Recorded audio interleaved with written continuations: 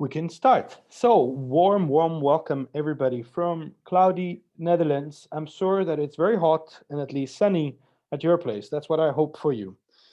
Welcome everybody, marhaba, and bonjour à tous, or bonsoir à tous, I have to say. And I'm happy to have you all here today. And if you want to hear the translation, please press on the lower right button that says interpretation. So if you want to hear it in French, en français, then just press on the button French, and then you will hear a simultaneously translation into French. It's very helpful. So please choose your language, whether English or French, so that you can hear everything that we are saying.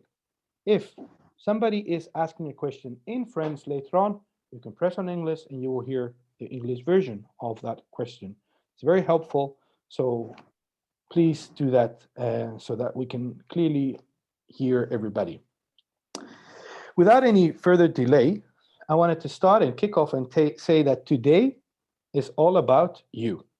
Maybe we can go to the next slide. Yeah, or maybe we can, yeah. Today is all about you. And we as Orange Corners, we have a big network of 16 locations, 16 hubs that you have all been part of in one of those 13 countries. And I'm excited to share that 4 more countries will join us.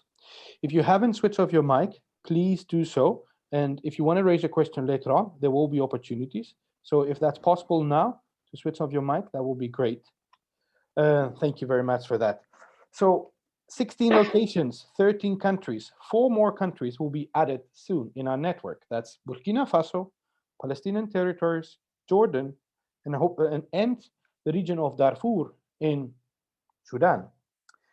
650 to 700 entrepreneurs per year are graduating from one of our programs, and you are one of them.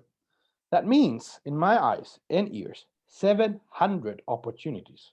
700 opportunities to connect, exchange, and interact with each other. There are so many opportunities that you can explore together with each other. But, and I hear you saying, but, and I can hear you already. Everybody today in this call is saying, okay, Cleopatra, how are we going to do that? How am I going to export from South Africa to another country? And Abu Rahman, how are you going to do it? Well, this is why we're here today. Okay, today we're going to speak about how do you become export ready. And together with our partners and colleagues from CBI, we will be taking you through that journey. But I wouldn't be able to start without giving the word first to our wonderful colleague and responsible for the Department of, or Deputy Director of the Department of Sustainable Economic Development, but also private sector development, and a strong passion for entrepreneurship. Strongly, and an anecdote, his son is one of the most successful startups in Cape Town. Please, I'd like to welcome Johan Vul. Thank you, Theodore, and welcome to all of you on this evening session, or at least for Europe, it's an evening session. Maybe for some of you, it's a morning session, but on how to get ready to export. I'm excited to be here today and to officially kick off this session. And I'm also happy to see that we pay attention to the language barrier, and that this session is taking place in 2 languages, at least if you found the right button at your screen to switch from English to French and vice versa. As the Ministry of Foreign Affairs, we firmly believe in the power of both youth and the development of the private sector. Both are driving forces of a prosperous future. And for this reason, both are at the heart of our foreign development agenda. Today, you will learn more about how to get ready to export, how to explore new markets in your own country, but also in your neighboring countries and even the region and beyond. As we all know, before you start, it's always important to do a proper market research.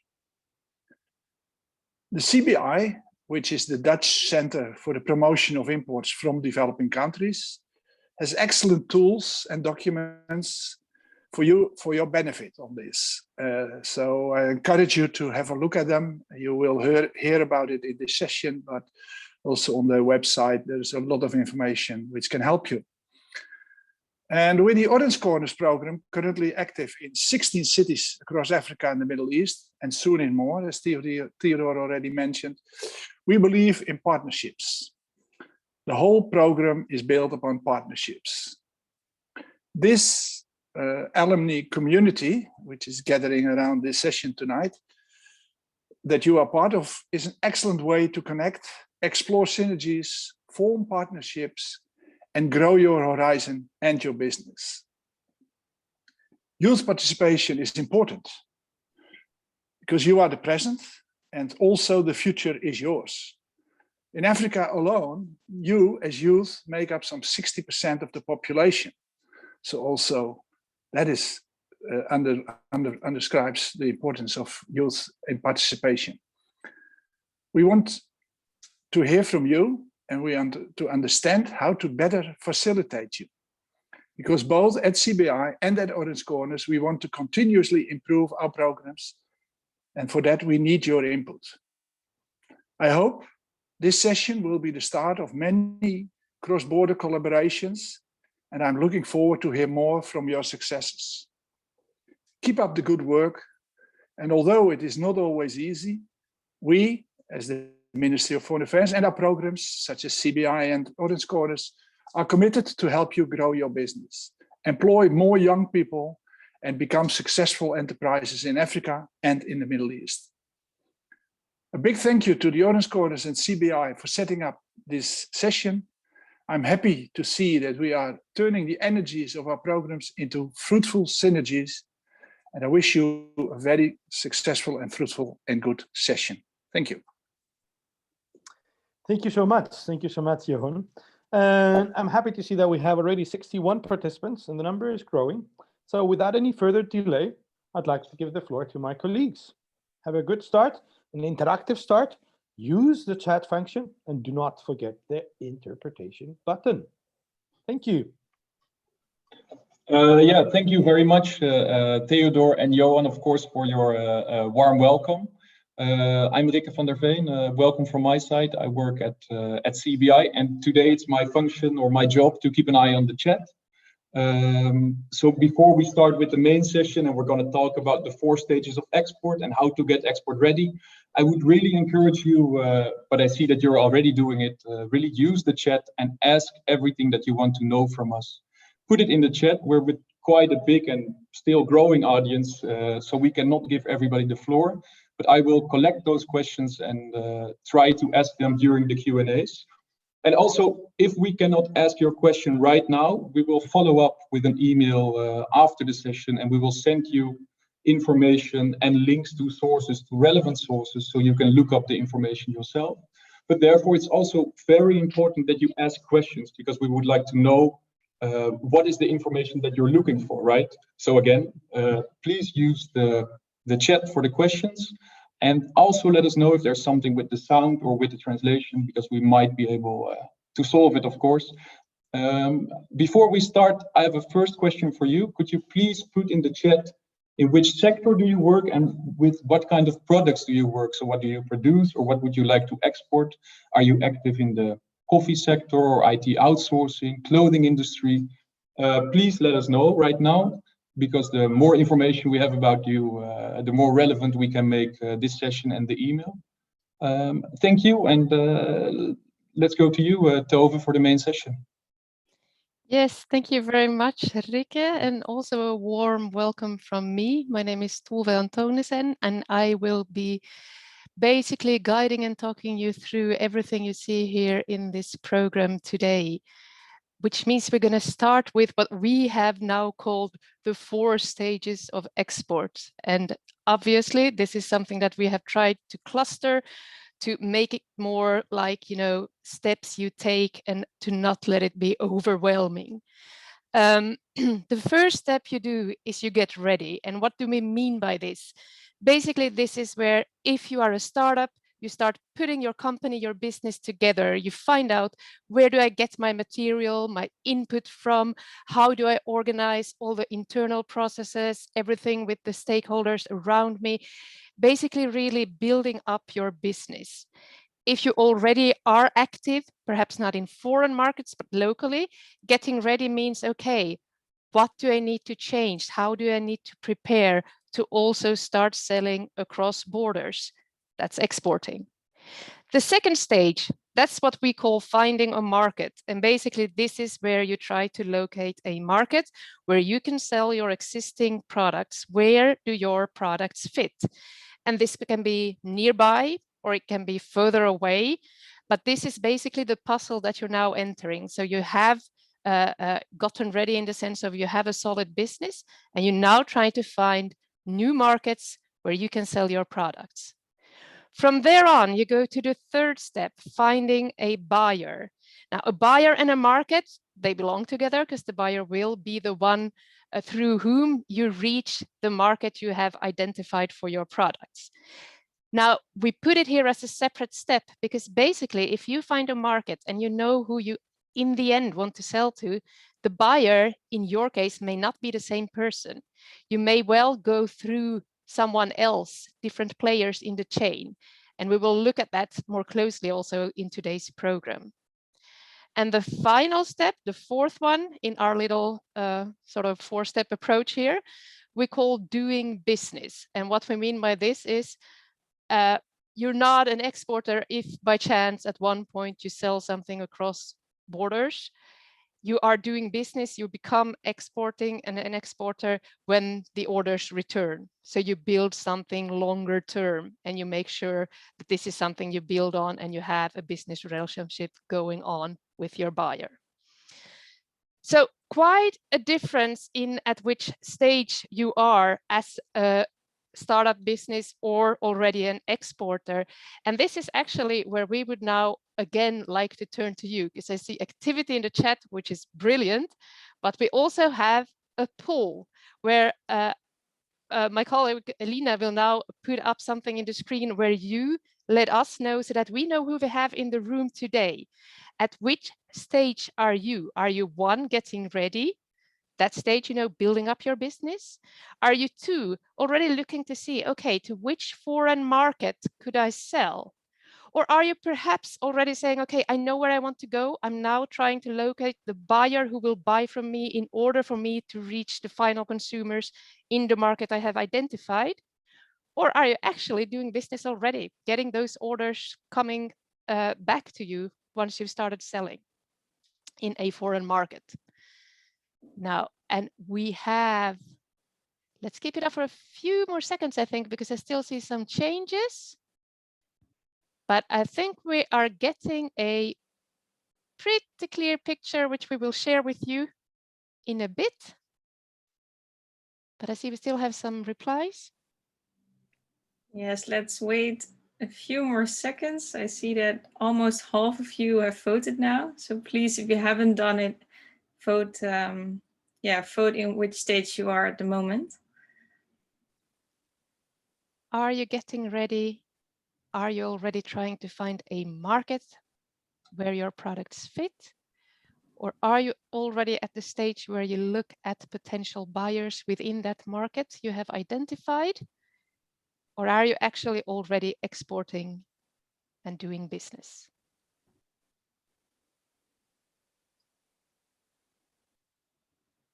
I think we have a pretty clear picture here, Eline. What do you say? I say that's true. Let's share the results with you. Let's see.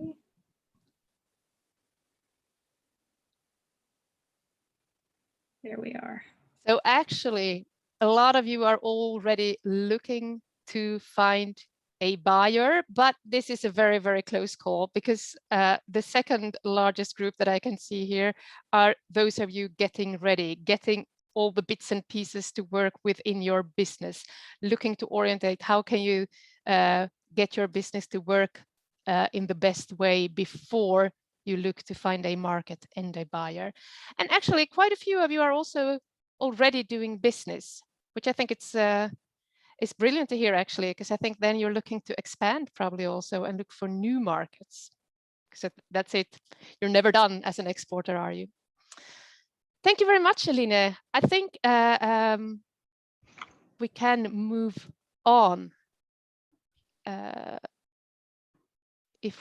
I can still see the poll, so if it can, oh, I probably need to share it, click it with myself. That way we can move on. Thank you very much for participating. It was very nice for us to see at which stage you're all in. Now we know who we have in our audience today. Now we're going to focus today, if we look at the topics that we mentioned, we're going to focus on the two first stages of getting ready to export. The one is getting ready then, and the next one will be finding a market. As we already heard, CBI has a lot of information which we want to share with you. That's part of the finding a market stage. But let's start with getting ready. There we are. Now, why export? Now, if you see this question and you know you're attending a masterclass about getting ready to export, the question might seem out of place because obviously you are interested in exporting, otherwise you would not be here today. However, I would like to just take some time to look at the different options you have. Basically, what you want to do as a business is grow your business. Export may well be a means of growing your business because it increases your market. You add to it by adding new countries and new regions to whom you are selling. It increases your market in every way, basically. However, there are other ways of growing a business. And if you look at this plain white t-shirt here in the picture, say, for instance, in the current market where you're active, where you're building up your business or where you're already exporting to, but your current markets, say if you're not looking to expand and add new markets in order to grow, you may also want to start, instead of just selling t-shirts, you could do long sleeves, for instance, or stripes, or you could do different colors, or maybe you add some other pieces of clothing to go. So basically you have more product variation whom you would like to sell to. So you increase your product portfolio rather than the customer base that you're looking to sell to. That is one way of doing it. It's a strategic decision, but we just want to point out that exports may certainly be the best opportunity for you, but it doesn't have to be. There are other ways to grow as a business. Now, also, if you're looking to export, then you start looking around. In order for you to be able to export, then you also need to look at, is there a match? Do your products fit? This is where you come in with, okay, so do you have a market you can identify where your products actually fit with what people are looking for? This may be Europe, and I will return to Europe as an example many times during this webinar because this is the information CBI offers. It's mainly about the European markets, but also don't forget to look closer to home. Maybe you can expand in your local markets or maybe your regional markets. So it doesn't have to be Europe, even though I use it a lot. But we would still like to point it out that there are different ways. We will focus on export and how to go about it, but don't see it as a given that this is how you need to do it. Just a quick note, I see that someone has raised their hand. We have a very short webinar today with a packed program, so I think the best way would be if you can post your question in the chat and someone will get back to you if it's a technical question. If it's a content question, we will return to that during the Q&A session after each of the content sessions. So we will get back to you, but just in order to keep it efficient, please post your questions in the chat. Now, so getting ready, what do we mean by that? We mentioned it several times, and I said it's building up your business. Now, if we really turn to getting ready to find new markets and focus on exports, which topics should you be concerned with when you look to how to build up your business for exports for new markets? There are a couple of things that you need to be concerned with, and one of them is certainly the differences between your current market, perhaps your local market, and the differences between foreign markets you are aiming for. Now, here we have, for instance, quality, and this I mentioned specifically again because your local market may look for a different quality, often a lower quality, than at least the European market. And this is just something that we know from experience. Europe, while it may offer good opportunities, is also certainly a difficult market. In terms of quality, the requirements are really high. That said, if you look at other foreign markets, if you stay closer to home, the quality requirements may be more similar to what you are used to.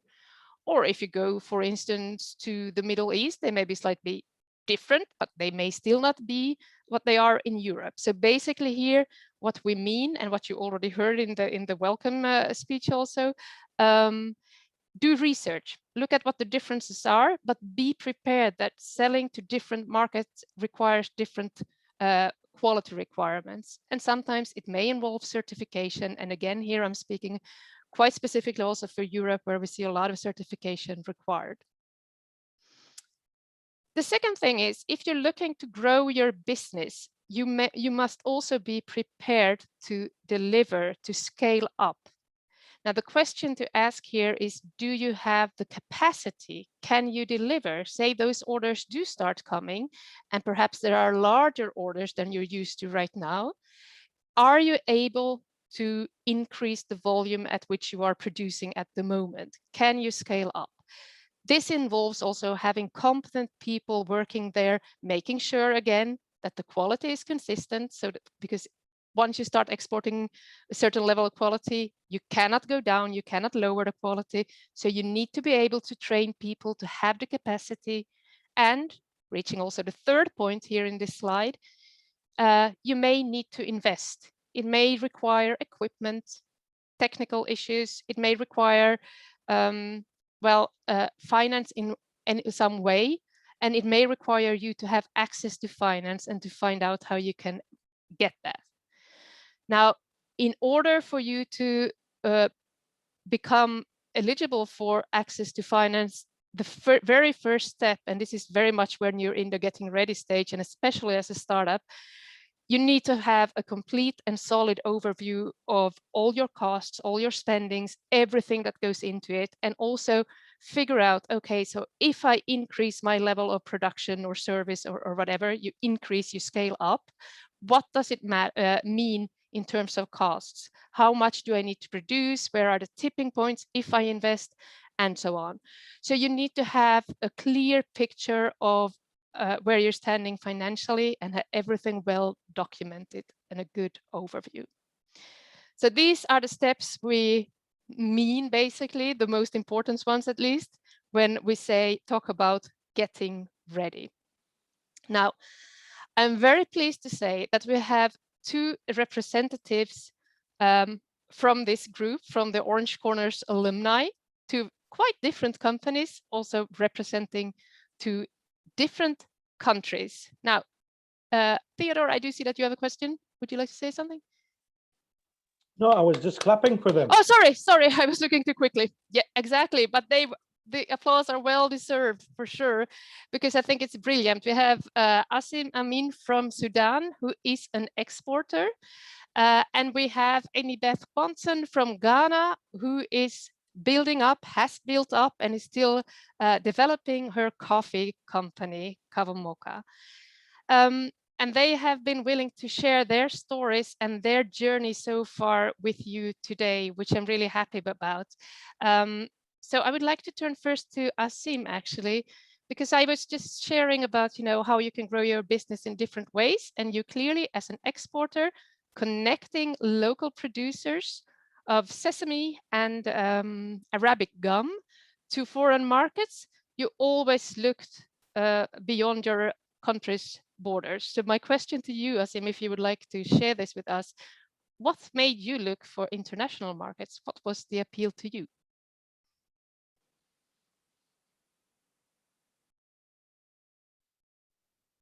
Asim, you are muted, so if you could please unmute. Yes. Okay, now you hear me? We can hear you now, thank you. Okay, so thank you too, man. And it's so nice to see you again. And I would like to say hi for everybody who's online right now. my story is a little bit, you could say like simple and funny, talking about getting into import and export from Sudan, taking into consideration almost 2 or 3 years ago when there was sanctions where it was so completely difficult to get into the export. But we in Sudan, we noticed that, there is a growing demand on sesame seeds and Arabic gum. It's used widely all over the world, exactly like when we speak about Arabic gum. So we noticed that there are lots of suppliers. They come and try to buy from Sudan. All of a sudden, I remember that one day we were chatting with a friend of ours when this friend told us about someone who was, hello? Yes, we can hear you. Hello?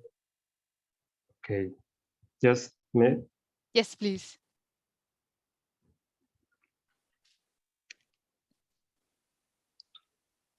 Yes, you were talking to a friend, Asim. I think we could hear you. Okay. Yes. So I was talking to my friend, and he gave us a chance. He told us like there is somebody who wants to import sesame seed from Sudan to India. That time we had no idea about import and export. So what we tried to do, we tried to know if there is like a real market for sesame seeds, and if this can make difference. Almost that time we were like the guys in the first stage, which was getting ready, I guess. Mm-hmm. Yes, almost. We were some kind of getting ready or getting to know the market. We knew that we did like a small research, and we found that there is a huge opportunity in the market of exporting sesame seeds and Arabic gum. We found like we visited the public centers to know about the information of the numbers of the exports of sesame seeds and Arabic gum, and we found like the numbers were over 200,000 metric tons. So that was a huge number. But the actual almost 200,000 metric ton was the number of the production. But the exports was less than that. Not exactly the export, but there was some problems about I cannot explain it like I miss just the English words, but the idea was that there was a real market. So in Sudan, mostly import and export is done traditionally. Like traders have to go and find out through their, personal relationship suppliers. So what we said, like it would be a huge opportunity if we could get access to this market and digitize it and get access to thousand numbers of suppliers from maybe all over the world. So when we digitize it, the idea was, we can have much more access. In addition to, as local suppliers, they work traditionally. So when we use the technology, we can have much more reach to suppliers. We can easily scale up and reach markets that these suppliers have not reached before. Exactly. You realized there was a gap that you can fill in order to make it more beneficial for the producers that you represent, basically the suppliers. Yes, you could say that too. And if you look at the issues that we just mentioned, such as quality and well, scaling up, you mentioned also already, and access to finance, are these issues you recognize also, such as the quality issues? Because you are now becoming someone who, on behalf of the suppliers, you find buyers, basically. Yes. By the way, Tuve, like quality is the most important thing when we come to speak about import and export. Exactly in our case, like we met, like personally, I met more than 5 exporters who have tried to export from Sudan, like once and twice. Some of them, because they have some issues of quality. They used to make agreements to import certain crops, but then when they receive their goods, they find like the goods are not as the same as they agreed upon. So there was a huge problem with quality. These suppliers, some of them, they have left the Sudanese market. So simple, like we could say that if you don't pay too much attention for quality, you might lose your clients. And as we are starting up, or we are on our first steps, quality should be the most important thing that we should pay attention to. I think that's a very strong and a very clear message to everyone here also listening today. Quality is key. And I fully agree with you. And I have recognized this also in other stories. Indeed, you get a chance, you need to take it because it's easily lost.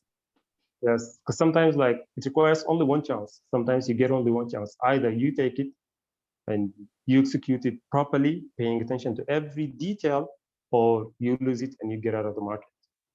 Thank you. That is very clearly puts us in. Thank you very much for sharing this. And I would like to over to Amy Beth, who has a different kind of company because she is in the coffee business. Amy Beth, you also started a few years ago and you have been building up, getting ready with your company. Do you also recognize this? Tell us a little bit about the journey so far for you. Hi everyone. My name is Amy Beth, as Toby said. I'm very excited to be here, to be a part of Orange Corners, doing a lot of work in terms of investment, access to market, and business advisory for growing companies. And I think that is going a long way in getting us ready for things such as export. So we started in 2015. We started as pop-up cafes that were affiliated with incubator spaces. And I had some experience working in the Kenyan market. So my initial approach was to get coffee, from Kenya and Ethiopia, which were the popular places for coffee, and then brew it in country. But when we started, it became rather, there was a question of, but isn't there coffee in Ghana? Because we have cocoa, we might have coffee, but nobody seemed to know about it. So that took us on a whole journey of, finding the source for, what our products would be. And it was very important for us for it to be as local as possible, get sourcing ingredients from Ghana, having impact on the job market in Ghana, being able to innovate based on what we have available in Ghana. So that took us on a journey to coffee farms. And we discovered that Ghana actually does have a decent amount of coffee. And we've been growing coffee since the 1930s. But unfortunately, what has happened to coffee in Ghana is that because of cocoa has completely overshadowed coffee. And most of the places that grow coffee also grow cocoa. So usually the farmer has a choice on what to grow. And because cocoa has a ready market, they would, automatically go with cocoa. So it took us, we started really small, like buying small quantities. And then in 2019, we made a bold step in going into the manufacturing and packaging of coffee grown in Ghana for wholesale and retail, mostly in Ghana. So to start that off, we got our roaster. So we started by getting the roaster, which was very critical to supply. We were lucky enough to be able to get a good big roaster right from the start. So that was very helpful. We quickly identified that, yes, we wanted to be a global company. We want to compete in global markets, but we needed to start with our local markets. So that's what we started with. Ghana coffee is relatively not popular globally. So even with our local, and even locally, it's not that popular. So we're trying to find out, what do you think about this coffee? Is it good? Do you like it? And we had such resoundingly positive feedback. That was the first step for us. The product was good. Okay, so once we established that it was good, let's start selling to the Ghanaians. Let's use them as our first, test market.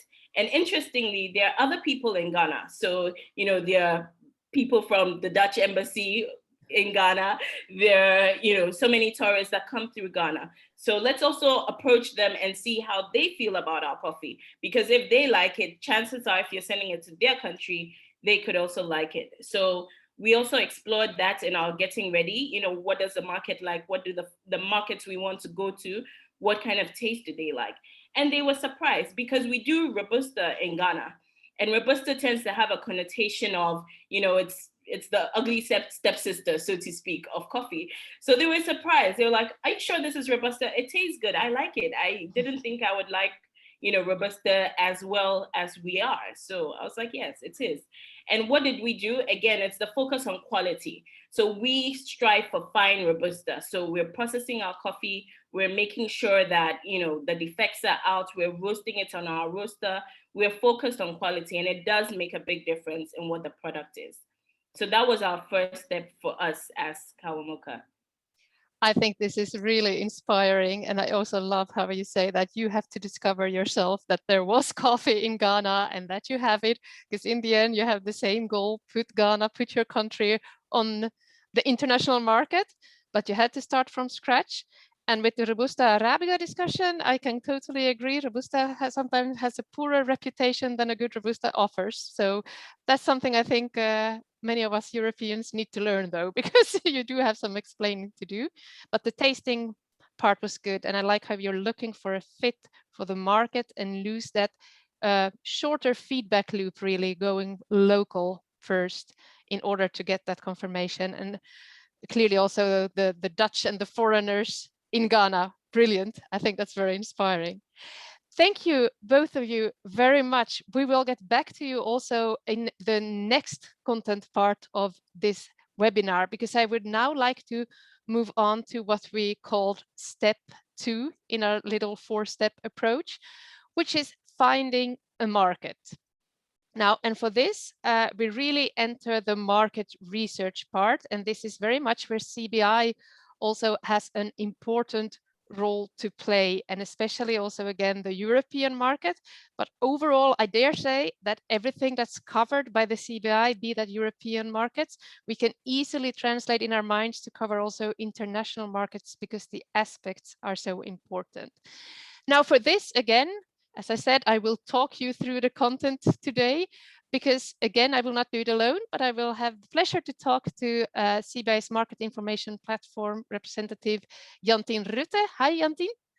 Hi, good afternoon, good evening to some of you. Good evening, good afternoon. And joining with so many people on this webinar. Good one there, Jantien. Yeah, because I see we have a huge number of participants with it, which is really brilliant. Perhaps, Jantien, because we have mentioned CBI quite a few times, so maybe you would like to introduce both yourself and CBI also in a couple of words.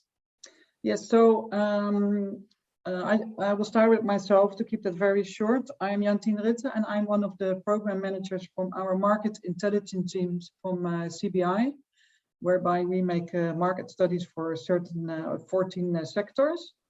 And CBI, in short, is the Center for the Promotion of Imports from Developing Countries. And we are, like Orange Corners, part of the Netherlands Enterprise Agency. And CBI is funded by the Ministry of Foreign Affairs.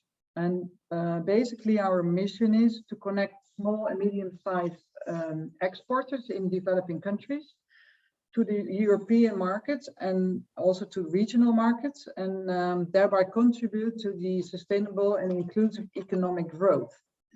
And to do so, we develop projects in 14 sectors where we are active, and we operate in more than 30 developing countries.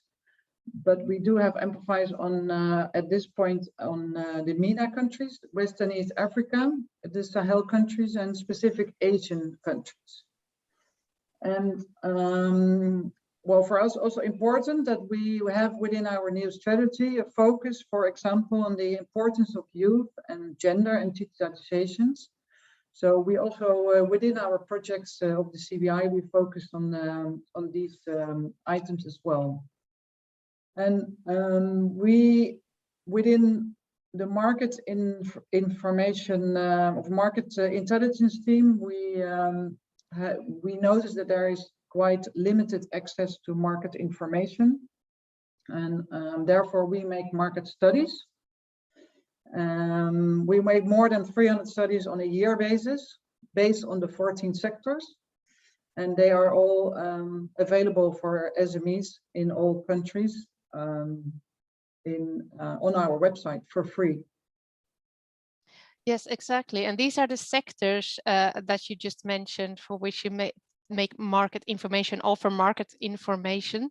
What is your main reason? Because you said you realized there was a lack of information, but how do you go about deciding what you present? Well, the sectors, not so much, but the content. What do we need to look at? What kind of information is needed in Africa, Asia, Latin America, where you have for whom you are writing these studies, basically?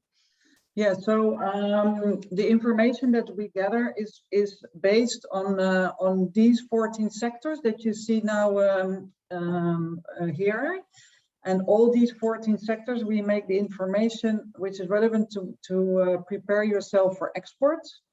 So we have a mix between primary and secondary data, which we gather together in the market studies. And we focus on market knowledge from people in the field. And that's all together we combine in our studies. And we have the studies basically divided into a market analyze part and a market entry part. And market analyze part is the trends on the European market, for example, and statistics and outlook on the European markets. And the entry models are based on tips for how to export or how to find buyers or how to organize your logistics. And what we do is we make them very practical, easy to read, and well, free of charge, so that you can download them from our website, that you can use them. And basically also that you can use them to help gather your information for your product or based on your company. And per sector, we make product fact sheets or country fact sheets, whereby we base ourselves on the most important products. For example, within the fresh fruits and vegetables sector, we choose the main products, and we make specific product fact sheets on those products, which we also place on our website. And yeah, the idea is that it's accessible to all small to medium-sized exporters who have the wish to export within those 14 sectors.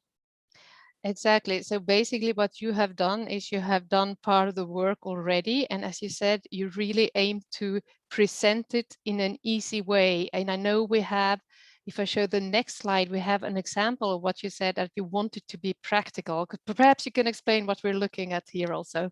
Yeah, so what we do in our studies is that we provide of course the information, but we try to translate it, for example, as you see here, into tips that are easy to read for the people, and that are really to the point, and that you can use within your company, within your product or your service.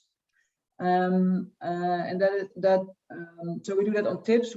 For example, we give examples of already existing SMEs that are already exporting to the European market, so you can see how they have developed themselves, or you can check their website how they export, or what is their main, for example, on CSR relevant topics which they use to export to Europe, so that all that you can use for yourself as tips, as examples, but also to maybe which you could use to apply to your own company, which can benefit for you. Exactly. And I think this is also the development that we have seen taking place at the CBI. Make it as relevant as possible and make it as easy as possible. I think this is also, in my view, what sets CBI market information apart from the rest. It really is simple language and actions you can take. I think that would be the summary.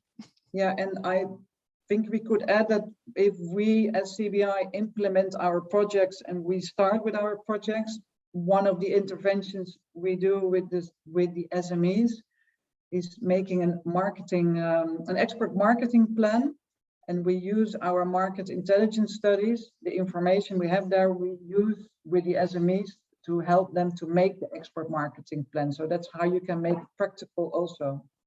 Exactly. In the end, information is what you need in order to take those strategic decisions, right? Yes, indeed. Thank you very much, Jantien, and I hope that you will all go and have a look at the CBI Market Information website. We already shared the link here at a couple of slides ago, let's say, but just also to remind you,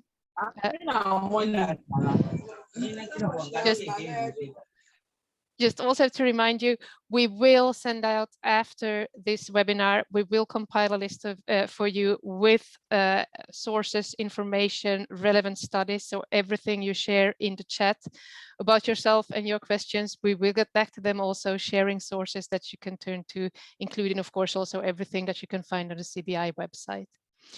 Thank you, Jantien. I will continue now looking at what kind of topics we are dealing with in the finding a market stage of our approach, that as we are using it here today.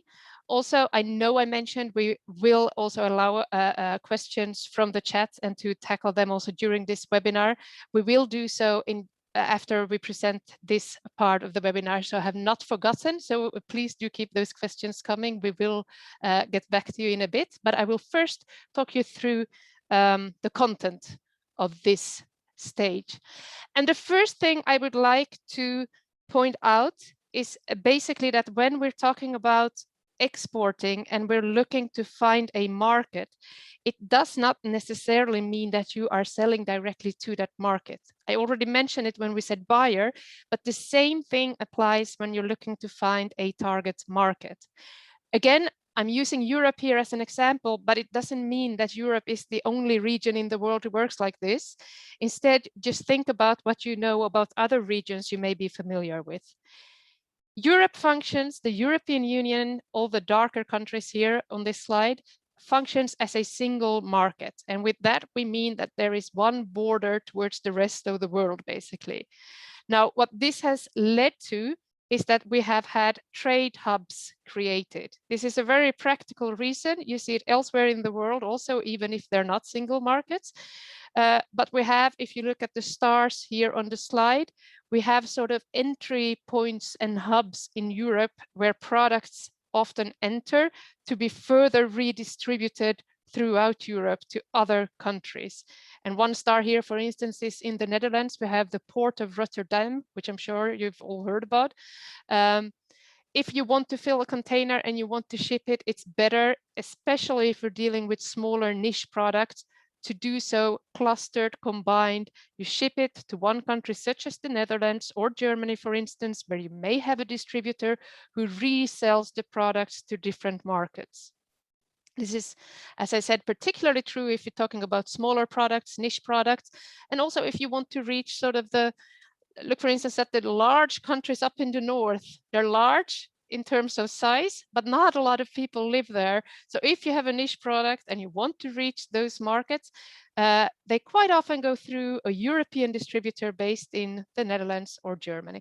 So just something to bear in mind, that identifying a market is the first step, and then you need to still find out how to reach that market. Now, sit back for a while, because now I will tell you about the most important topics that we heard from you that are of interest when you are looking to find a market. Again, I want to point out, I will present it to you and talk about why this is important, how it relates to exporting and finding a market. In the end, you will need to do the research, so we will share material, because I will not be able to go into all details for the specific products and sectors we are present today. I will try to give some examples though, so bear with me and just listen in. The first thing that Jantien also mentioned, trade data, trade statistics. This can be a very, very good starting point if you want to identify a market for your product. Basically, what it will tell you is where is their demand for your type of product. We already, in trade statistics, we don't have too many details, but we do know who the large importers are. We can see from developments where imports are increasing. And also very important for you, if you're from a country which may not be well known in a market, in a sector per se. Look at the existing trade relations that you have. With which countries do you do business? Who do you export to? Where is your country known? And where do you already have existing trade relationships? Because it's always easier to build on something which is already there, put in place, instead of starting completely from scratch. Doesn't mean it cannot happen, just means it's easier to build on a positive trend which is already happening. Now, part of the things you can also find in trade statistics, and something I wanted to point out specifically here, is seasonality. So you can look at if there are specific seasons where products are more in demand than others, or at least imported to a greater extent. This is particularly true for fresh produce. Again, if we use Europe as an example, in Europe we have seasons. So we have a winter season, a cold season, where we do not have a lot of our own produce, and this is where we rely heavily on imports. In the summer season, this is the season we're in right now, and it's quite warm here, I must share with you. In the summer season, we do have good fresh fruits and vegetables, but it's not always enough. So in some cases, we still add on to that by importing. In others, as I said, it may be that you have more opportunities in the winter season. And even more important than this for you, if you try to fit in someplace here, then for the winter season, there are quite commonly also large suppliers already available, countries which you can see also if you look at trade statistics that pop up. But in between those big suppliers, there will always be windows of opportunities where supply slows down from one supplying country, but is not yet taken over by another. So these are all factors to bear in mind. And also if we talk about seasonality, obviously the most important effect will be on fresh produce or products which are bound to season in that sense. But also bear in mind for other sectors such as anything in textiles, home decoration, fashion. We do have a winter season in Europe where we tend to go for warmer fabric, cozier quilts, what have you. So there's something to bear in mind, that those differences are there and they will affect demand when we want it and what kind of products, fabrics, textures we are looking for.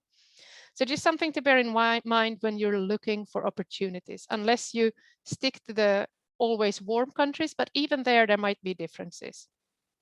Now, also something to look into, and this I think was brilliant, as we heard from Amy Beth already, competition. Even in a country like Ghana, where you have coffee, you still have certain countries which are so dominant when it comes to certain supply that the competition also on the local market is big when it comes to imported, in this case, coffee from Kenya, for instance. This is something you can, of course, find out through trade statistics, who are the dominating players. Like if we stick to the fresh fruits in Europe, we have oranges, we have our own European supply from the southern European countries in the summer seasons. And then in the winter, we will move to South Africa, and in between we'll do a bit of Egypt, perhaps, etc., etc. Those are the competitors. So at a country level, you can look at competition from trade statistics. Again, we will share a good source where you can look up your trade statistics. Just also look at the CBI information where it's explained quite clearly, by the way. So you can also start there if you don't want to dig into a database.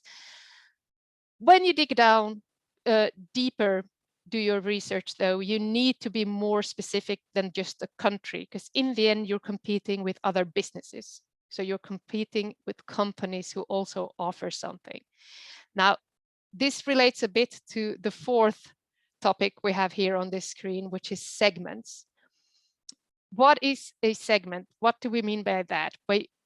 Basically, what you need to identify is which clustered form of a market can you sell to. And I'll give an example. You have segments which may be high-end, good quality, good price, higher price usually, and lower volumes. This is sort of the high-end segment and could apply to different sectors and different products, as opposed to the low-end segment, where we have bulk products, we have large volumes, we have lower margins, lower price, but the quality can also be a bit less. So it doesn't has to be as high as the high-end segment.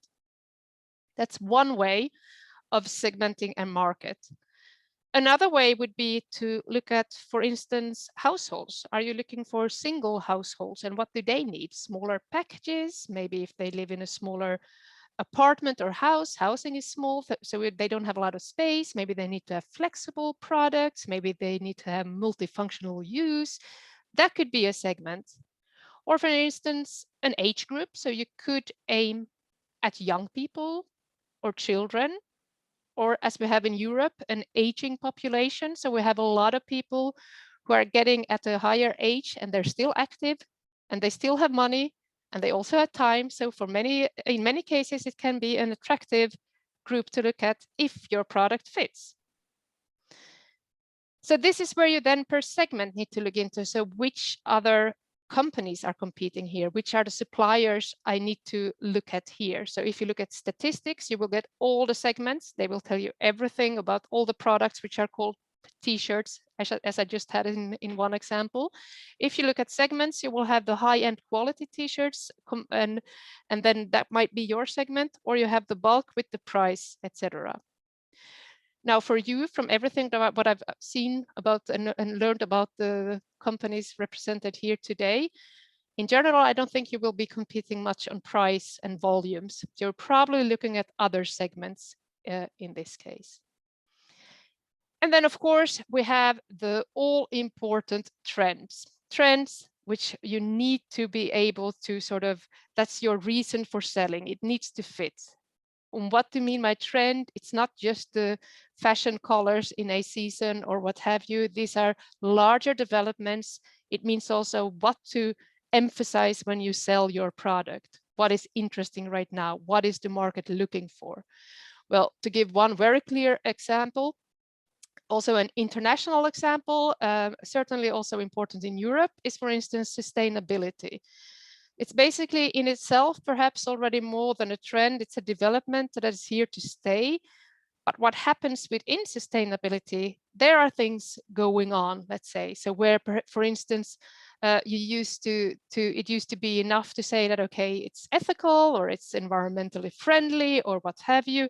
The trend now, because it's a mature trend and it's here to stay, is that we want more details. We want to know, okay, so who produced it? Who are my producers? Why is it ethical? In which way? What makes it environmentally friendly? Was it made from waste, or do you not produce any waste when you use it? And so on. So it's getting into deeper levels of detail. And this is now just in general something I mentioned. Another general trend that will be interesting, I think, for many of you is the health trend. So if we look at, like Asim mentioned, sesame, Arabic gum, all of these natural additions that we look at with nutritions, etc., those are also very much fitting into the overall health trend. If you then can combine it, for instance, with the sustainability trend, and you can tell why, this would be sharing a story about the product, then you might be onto something. So this is basically part of how you can make the market interested in your product. At the same time, you need to be able to see how your product fits the trend in the target market you're aiming for. As I said, these are general, what I just mentioned as examples, general international trends very much present in Europe, but also all over the world. But there may be different levels of maturity and how far they are, and which specific about these that people are looking for, which shape they take depending on your target market. So that is definitely part of your research to look into that. One more issue I want to mention, and it gets a separate slide because it's an important one. Requirements are very important. Again, I mentioned it, Europe is, when we talk about quality, very strict. This is certainly also true when we talk about requirements. Now, requirements and legislation, I still want to mention it. I know many of you will not be aiming for the European market, at least not initially, and at least not as a first export market, let's say. I still want to briefly mention how legislation works, because it does work the same in all regions and countries. Legislation basically is requirements set at a governmental level. So in Europe, it can be the European Union. In Europe, we have framework legislation, which basically states that everything, all the products or foodstuffs put on the European market must be safe. This is specifically Europe, might be in other places as well, but not necessarily. What you do have everywhere is that requirements, legislation are not set for specific products. So if you have your specific product, you cannot just Google all the requirements for mango or all the requirements for white t-shirts or what have you. It doesn't work that way. Requirements and restrictions are set for substances. That's the second point here. So, and substances, depending on your product, they can be chemicals that go into a textile product, for instance, and how much can remain in it. Or it can be pesticides that you use if you grow food and how much residues can be left in the product. The importance here is to make sure in your processes, if you are producing products, to make sure that you don't add anything into a product which cannot be there in the target market that you are selling to. And this, again, you cannot look up specifically for your product. Sometimes they will have some information on it. Again, the CBI website summarizes legislation for the sectors covered there. But in the end, it's up to you to find out which chemicals, substances, pesticides you can add to your products. Now, then we also have requirements, which I here call marketing. That basically means, for instance, organic, which I know will be familiar to many of you. If you want to market, to sell a product as organic, then you must meet certain requirements. But it's only if you want to sell it as organic. So here's a little bit of a gray area, let's say. The same goes, for instance, we talked about cocoa, but if we take the step to chocolate, for instance, for marketing purposes, yes, we do say how much cocoa content you need to have in chocolate in order to call it pure, for instance, etc., and which fats you can use, cocoa butter and a couple of others are allowed on the European market, as an example then.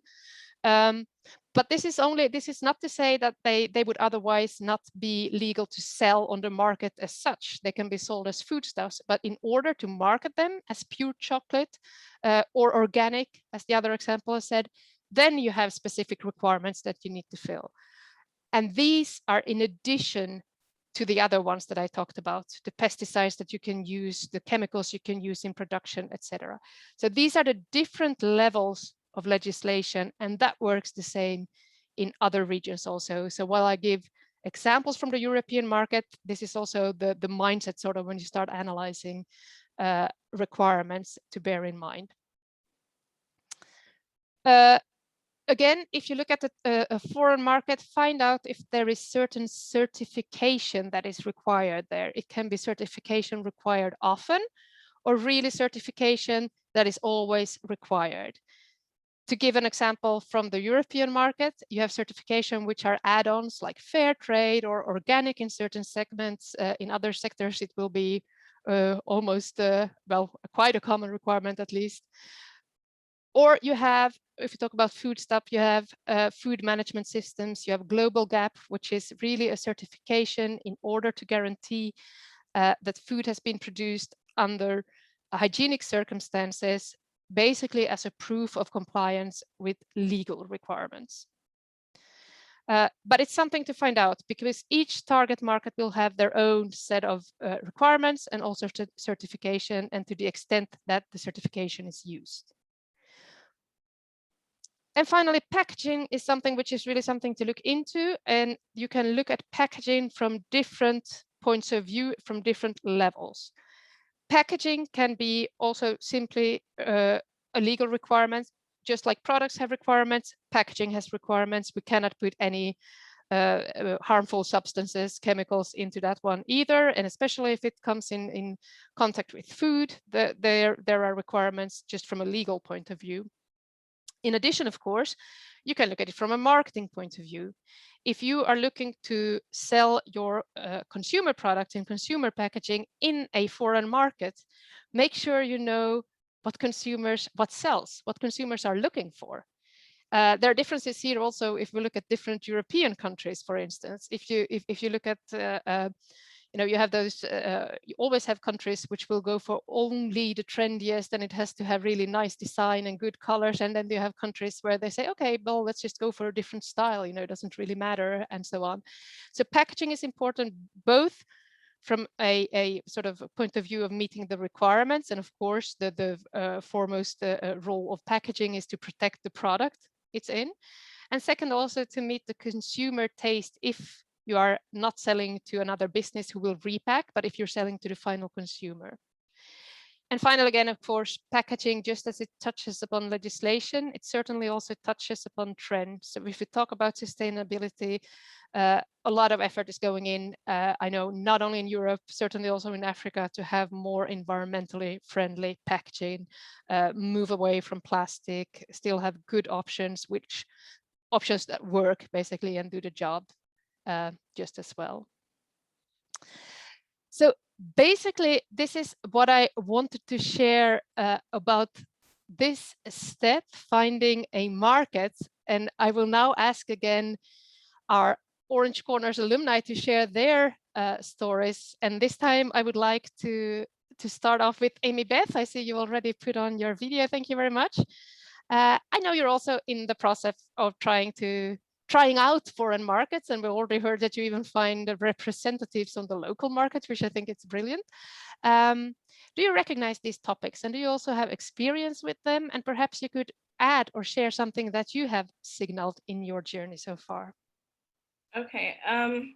Well, I clicked on the link for CBI, and I saw that it had a lot of good information, especially on coffee. There was even an article on the rise of Robusta as specialty coffee. So I was like, yes. Good one. The information is definitely there, but research such as that was definitely key to us identifying which markets we would want to first enter. So when we researched on where, who's drinking coffee, who drinks the most coffee, and it was very clear that it wasn't necessarily Africa now, but the markets that drank the most coffee were the Netherlands, actually, Germany, Italy, the United States. So those were our first countries we identified just on the basis of, volume. And then the next was, things that you've touched on. How close are they? How can we relate to them geographically, culturally? Are these markets that we would be able to understand and then access? And, what is our network? So I find organizations like Orange Corners amazing because, you're in different countries, you give, an immediate access into networks. So I would say, use your network, talk to people from those countries that you're interested in, reach out to them. Maybe somebody can help you. And that's what happened in our case. We had somebody who was in Germany, and we sent them some samples of our coffee, both the green coffee and the roasted coffee. And we asked them to just, and in fact, they even offered, they were like, oh no, we love your coffee. We'd love to see how people in Germany, think about it. So they then took these samples to various, and you talked about the segmentation. So we had identified that there were different ways we could enter the market, either as, specialty Robusta, where we're looking to sell our value-added roasted in Ghana coffee, which was our preference. But we also understood that they were exporters who, could also help enter the market. We understood that there were roasters who might want green beans. So we sort of segmented it on that basis. And then our contacts in Germany went and, gave samples to these various people. So this is on the ground research, and then came back with some feedback. I thought it was really amazing. They did a really good job for free. It was like, oh, wow, you guys are awesome. But some of the things we found out was that they preferred the medium roast to the dark roast, for example. With the green beans, some of them, outright rejected. We don't like Robusta. We don't even want to, try it. We prefer Arabica, and our customers do. Some were also like, yes, we like Robusta. Our question is also on price. They gave us feedback around, how it looked, everything. So you have touched on important things. And for us, some of it came up sort of by mistake, because we had to operate on the full value chain because nobody was really doing that with coffee. So automatically we were working with farmers. We found that the people who were drinking our coffee wanted to know who was growing the coffee. So automatically, by mistake, we knew that story. We knew who that was. And things that you take for granted actually are key things for certain geographies. So we work with women farmers. That was very key. You talked about packaging. They love the brown packaging. And apparently, everybody sells coffee in brown packaging, and it speaks to the sustainability. So we're like, oh, ding, ding, ding. We just seem to, be doing all these things right, even though it wasn't necessarily because we were going into the export market, but it did help. And then on the question of quality as well, I mean, it's one thing to say, for example, our coffee is organic. It's grown organically. Part of it, again, is just the nature of the business. Robusta is more hardy, so you don't need to spray it. It grows on its own. So just by nature, it's organically grown. We can tell them that, but then again, it speaks to certifications. It's one thing to say, hey, my product is the best. It's another thing to have somebody independently say that it is the best. So certifications we found do matter. Telling the story does matter. And it's not necessarily from a PR perspective, but it's also from people genuinely want to know, what are you doing along the value chain? And if you're doing something good, speak about it. We found that has been, very positive for us as well. So yeah, those are the key things that I would say I definitely relate to from your presentation, and we've had that experience as well. I think that's brilliant to hear. And I'm also happy to hear that you have a lot of things confirmed that you're already doing. Certainly a sustainability packaging. Look, it's good. Glad to hear CBI confirm that Robusta is growing. And just also inspiration for everyone, I think, now here. Just go out there, talk to people, use your network. I think that's the best advice that you can give, really. And so please do, all of you. Amy Beth, thank you very much for sharing your story about your journey so far. And I wish you all the best. I'm sure we're going to find your coffee on the shops here very soon. Maybe not in Holland, but in Germany. I will go and have a look.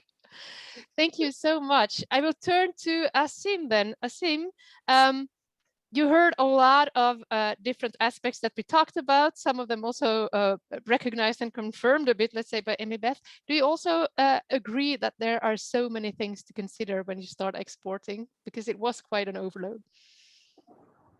Yes, actually, you have spoken about like the requirements that needed for the foreign market that you're exporting to. Like the legislations, the certifications, the packaging, and all these things. But I think there is a huge work that you should do within your country, the country that you're exporting from. For instance, like in my case, like what happened that we first secured the demand before knowing about our product.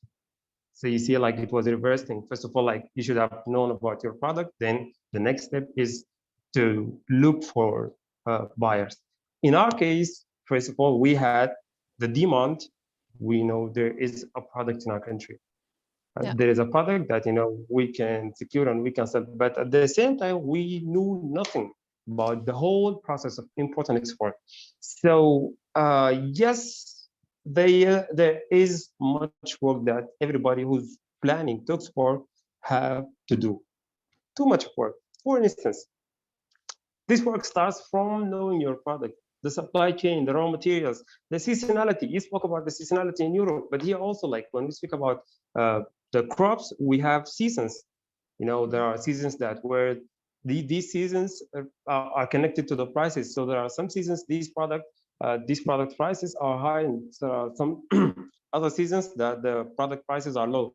So you have to know this product that I export, what times in the year that the prices are low, so I could buy a huge in a store, for instance, or what times that prices are high, so I could try to find a way or try to find other suppliers. Then knowing your product and even the areas where these products are being grown. because sometimes, like in my case, the products that I supply, there are grown in variable and different areas. So I had to know these areas and these products and each area, like if and sometimes like the characteristics of the product produced in this area are completely different than the characteristics of the same product but produced in other area. Right. Because my buyer, yes, because the buyer is concerned with these things. So logistics, there is too much work. If you work in export, then logistic is one of the headaches. Logistic is one of the things that you should pay too much attention to, from the areas of growing to your stores, from your stores to the airport, if you are going to export through through the airport or to the port. Besides, like the local legislation, sometimes like there are legislations can prevent you from exporting certain quantities or certain products. I think like too much work, by the way. It's not an easy thing. It's not an easy thing. I believe that, told you like, we know that somebody needs this, then, our homework was, look, yes, this person needs sesame seeds. So we thought it was easy to just go to the market and buy these sesame seeds and export it.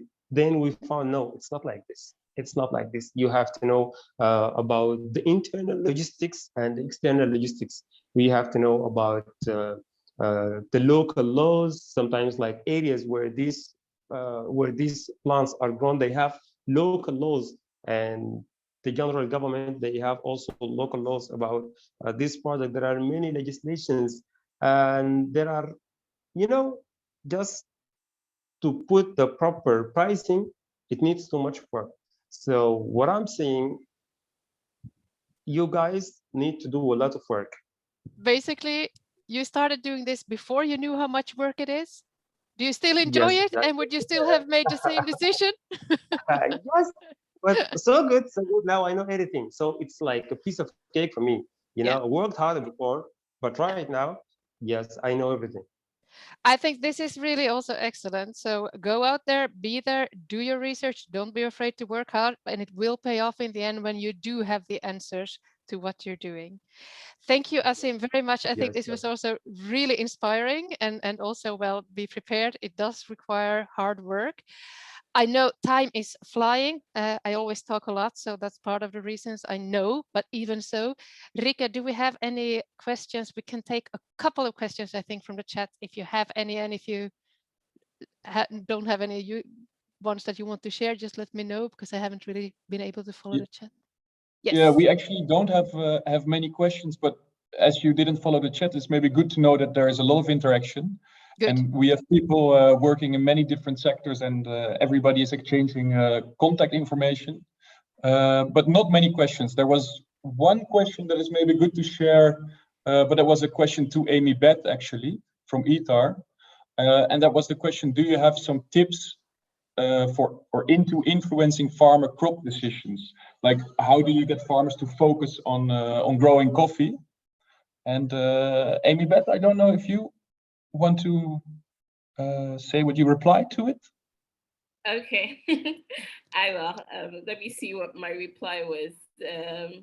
Yeah, so I was saying it involved a lot of building of trust and education. So, let the farmers see you. They know who you are. Explain what you are doing. So I'm producing coffee. I need the raw material to be able to deliver on my orders. This is the quality that I want. How much are you going to pay? So then you have the price discussion, open, transparent, explain it. And then for us, what also worked really well was that we guaranteed that we would buy whatever they grew. So there was that guarantee. I mean, it was tough for us as a growing business to say that we're going to commit this into raw material when we didn't necessarily have off-takers for all that amount, but we were also dedicated in making sure that we grew the market and we would find buyers. So we committed to the farmers that we would buy what you produced and produce it to our quality. And then what we also did as an incentive was, if you produce a higher quality, we pay a higher price. So there's a lot of, competition between the farmers. And then the last thing that also helped was organizing them into a cooperative. So then you can track, the various activities during the season. You know who they are, you have numbers, you've been to the farms. So all of that, I mean, it took some time, because I remember when I started, I first started by doing the research. So I had researched on fair trade, for example, and they'd explain the process of certification and audits. And I was like, okay, cool, I'm gonna, go do the farmer work. And then it took us almost a year after that to put together the cooperative. So it takes time. And then, as the numbers grow, the logistics also bring their own challenges, but it's a lot of training, a lot of education, a lot of meetings. And we also had some experts for organic certification come and train them. And it was very funny because the gentleman kept on talking about diversification of product and how you cannot rely on one product all the time because, things happen. And that year, that was earlier this year, there was a crisis in cocoa because Ghana had gone and increased the price on cocoa, and there was, all sorts going on. So the farmers' payments were delayed in cocoa. And everybody was then like, oh, I have coffee. Oh, come and buy my coffee. And we're like, aha, you see, this is exactly what we're talking about. You need to diversify because you never know what would happen. And that really helped us in organizing the farmers and just giving them incentives to grow what we wanted. Right. Thank you. Tove, maybe one more thing, because there's a lot of interaction in the chat, but I don't see anything in French, and Okay. that's fine. But I just want to point out if you have a question and you would like to ask it in French, that is also fine because we can translate it and get back to you when we email you more information. I think that's a good one. And I also think I already thought we shared a lot of information, and then Asim and Amy Beth, all the topics you mentioned, we could have double the slides and the topics to think about. So for sure, there are a lot of things to think about. As Asim pointed out, at some point you will master the different topics and you will know what you're doing, which means it will cost you less time.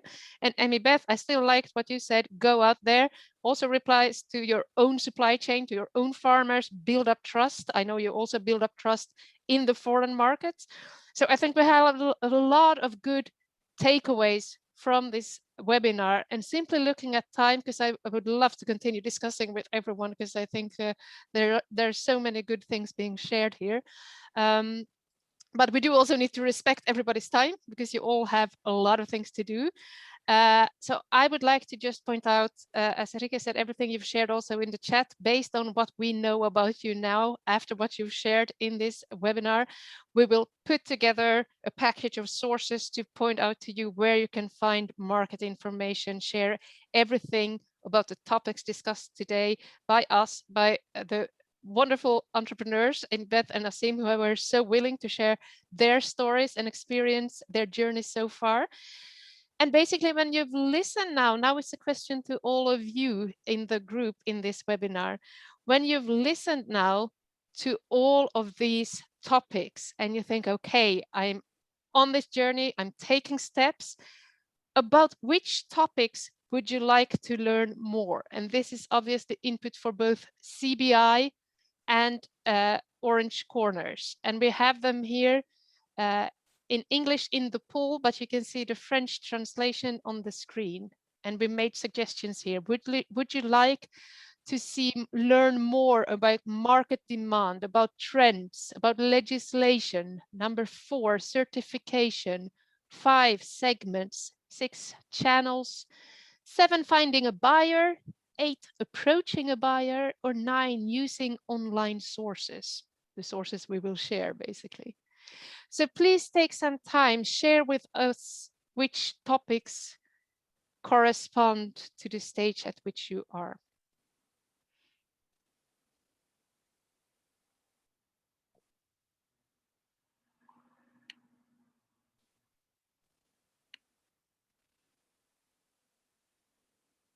Feels like all of them are relevant. They are all relevant indeed, but if you have to choose, I think you can choose more than one answer. I think, Alina, right? That's correct. Yeah, I see many people voting for many different answers, but that's also all right. Okay, of course.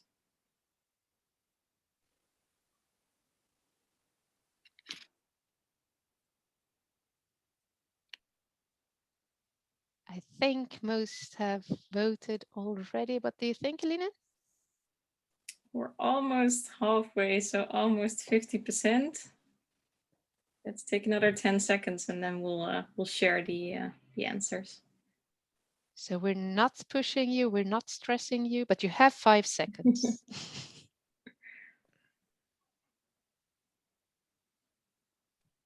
Yes, we're at 50%, so. And we have a clear winner, which I can completely understand, finding a buyer, because in the end, as an exporter, that's what you would like. And all the other topics will sort of also lead to that. I would like to point out also certification. And I know certification is a big one. As Emmy Beth said, in the coffee business, it's an important one. In certain niches, it's an important one also. So there are a lot of things you could say about certification, because there are different kinds and what you need to sort of take into consideration and the different purposes. But certainly, and all in all, I must say, they all get attention, don't they? All the topics. So there is none which we can completely forget about, really. So as we heard, they're all relevant and they're all important. Basically, I would then like to thank you from my part, but I know we would also like to hear about how you guys experienced this webinar, where we touched upon briefly lots of topics. So Rike, maybe you could again encourage everyone sharing in the chats. Yeah, I'll keep it very brief. Thank you, Tove, for this amazing webinar and information from your side. Yeah, we as CBI and Orange Corners are just very curious about how you like the webinar, and yeah, we would be very happy and it would be very useful for us if you could provide us with some information. So yeah, the questions are on the slide, but could you please write in the chat what did you learn? What did you really like about the webinar? But also what could be improved, and what can we do better? What are the topics that you would like to learn more about? So please let us know your input and your feedback. And yeah, I think to Theodore for a final word. That must be me. No, Theodore at the beginning. I'd like to to thank Tove for all your very useful information. Also, Amy Beth and Asim, really inspiring to hear your stories. And I think yeah, it's great for everyone who has been here to hear what you have done in the world of exporting, and yeah, to learn more about all the relevant topics we've seen today. Yeah, I would also like to thank all the participants. Many of you were present today. I think it's great to see so many of you. And yeah, it's just the start of what the alumni community could offer every one of you. So yeah, all in all, I would like to receive your feedback and